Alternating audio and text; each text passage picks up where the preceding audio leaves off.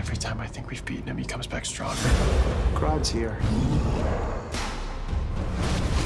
We have to end this. If those gorillas get over that bridge, Over on the city.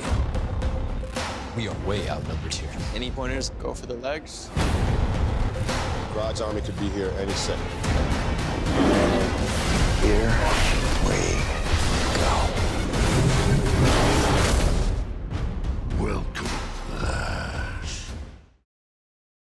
Hey everybody, it's Charlie. A lot of you had questions after the last episode. We got some new footage. Let's break it down. Oh my god, this is gonna be so crazy. So if you guys are new to the channel, I do Flash videos every week. Be sure to subscribe to get everything. There's even a new giveaway going on for a copy of Injustice, that game. I'll explain at the end of the video. But basically what you have here is the Flash family, like a limited version of the Flash family. There are still a couple speedsters that we don't have on the show yet, like Jay Garrick isn't here helping them out. But it's them versus Grodd and his army. The cool thing about this is that there are a couple times in the comics that this actually feels like. So way back in '99, there was this Martian Manhunter comic where Grodd tricks the other apes into a war with Central City.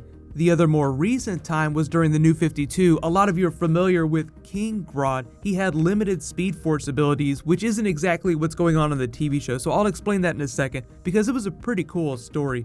But you have Jesse Quick and Wally that are now working as a team, which is awesome. Barry's sort of calling the shots. You have Harrison Wells hooking someone up to that device that they use to communicate with Savitar. It looks like they might be trying to counter Grodd's psionic abilities that he's controlling other people with. Like we saw that shot of Gypsy. She definitely looks like she's being mind controlled, so Cisco's probably going to try and help her when they find that big WTF twist. Oh my god, Gypsy, why are you helping them? What's going on? Cisco looks like he's getting his ass handed to him here. There's like all these Valentine's Day things hanging around. Maybe this is their version of the Valentine's Day episode. Like, oh my god, Gypsy's coming back, so maybe she tricks him. That's part of how Grodd gets his army over. But Gypsy is a good character. I do think that they'll continue to use her on the show. She's too cool for them to not keep using, so somehow they're gonna have to rescue her from Grodd's control. And then you have the military coming in. I don't think this is General Eiling, at least it doesn't look like him, but he's a really big Grodd character, so if Clancy Brown was available, they probably got him.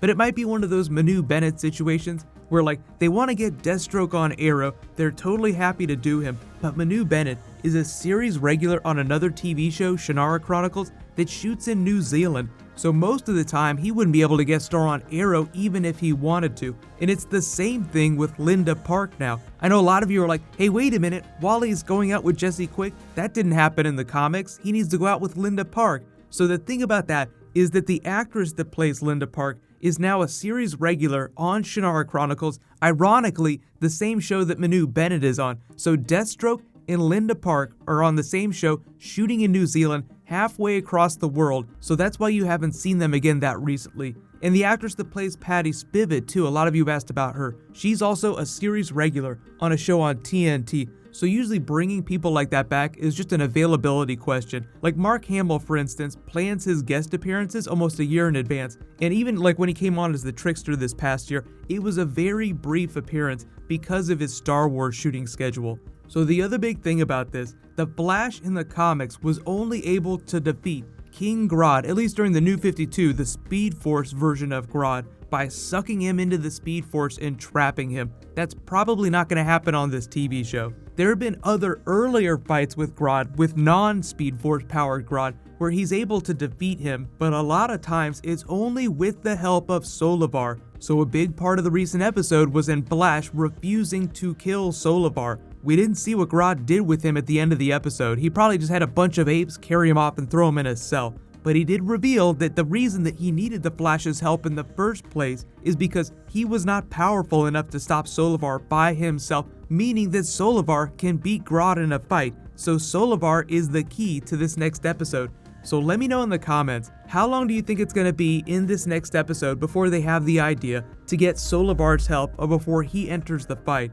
It's totally possible they could have some of the resolution. The Flash family can defeat really big villains, and Grodd is kind of like a warm-up for Savitar. Like the Flash family will have to work together to defeat Savitar at the end of the season, but it's completely dependent on their tactics, their ability to work as a team, and Barry's ability to work as a leader and coordinate their attack. So who is the worst about battle planning and coordinating with other speedsters? Wally West. He literally just did that in this last episode.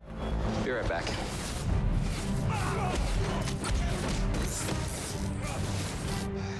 Sorry, I had to stretch my legs.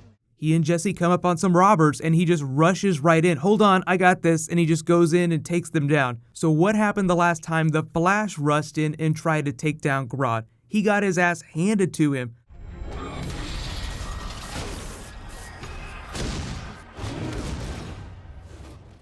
So there might be a couple funny moments like that where the Flash family just has to double down and come up with a different plan. That same thing happened in the last episode when he was fighting Solovar. You need to do something that you've never done before. Use a reverse Flash trick. So a big part of fighting Grodd effectively in this next episode is in learning a couple new tricks, or at least using tricks that you know about that you've never tried before. A lot of you have also asked, why doesn't Grodd just mind control one of the speedsters? There have been a couple weird explanations for this in the comics during the Wally West era when the ginger Wally West was the main version of the Flash in the red costume. They said that his brain functioned too quickly for Grodd to control. That was a bit of a crazy explainer, but we did see that Grodd was able to telepathically communicate with the Flash, so he can still give him really crazy visions. But they're not quite as susceptible to mind control as, say, normal people are, or even people like Cisco or Gypsy. Gypsy's way more powerful than Cisco. And what about the Red Lightning? A lot of you have asked me about the Red Lightning in the last episode. Like, is this an error? What's going on with Barry? Part of it, I think, is mostly just to differentiate them visually. It's not so much a speed thing. Technically, Barry is faster than both of these versions of the Flash right now. Faster than Jesse Quick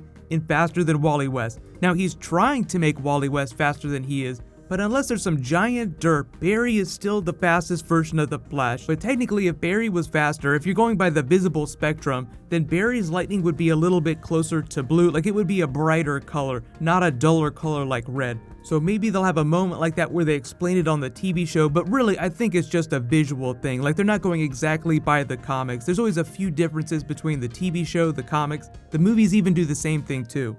But the other big question that I got after the last episode is, why didn't Grodd just mind control Cisco the first time instead of engineering this big situation with Gypsy? And that's mostly because of the way he needed to convince the other gorillas what was going on. It was all a bunch of trickery on his part. Look, the humans are invading, they're trying to hurt us, we need to fight them or else they're gonna kill us. So Grodd can mind control a bunch of other gorillas, but he can't control everybody. He can't mind control that whole army. So he needs them to believe that the humans are a threat. So that's the whole reason why he couldn't just mind control Cisco from the beginning and just take them all over immediately. That gets back to the idea of Solovar, the fact that there are good gorillas, so as long as you can get rid of Grodd and show the other gorillas that he's evil, they will stop attacking Central City. Because look at that army, there is no way they're going to beat all of them at the same time. That's probably the big twist of the episode. They can't defeat Grodd. They have to find a way to discredit him so that the other gorillas stop on their own.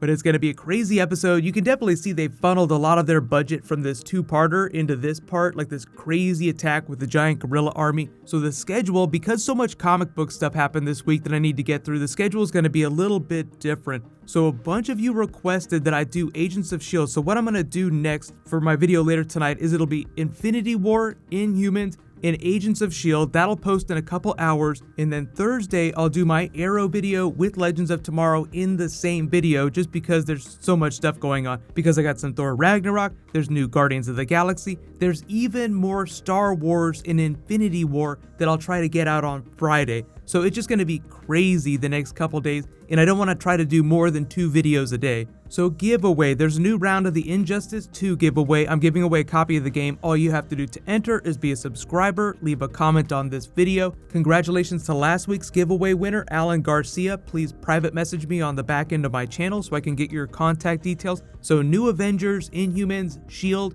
posting in a couple hours. While you wait for that, you can click here for my Flash episode, and you can click here to learn all about the Savitar prophecy. Thank you so much for watching. While you wait for that, you can click here for my Flash episode, and you can click here to learn all about Wonder Woman Ares. Thank you so much for watching. Let's high five. I'll see you guys in the next video.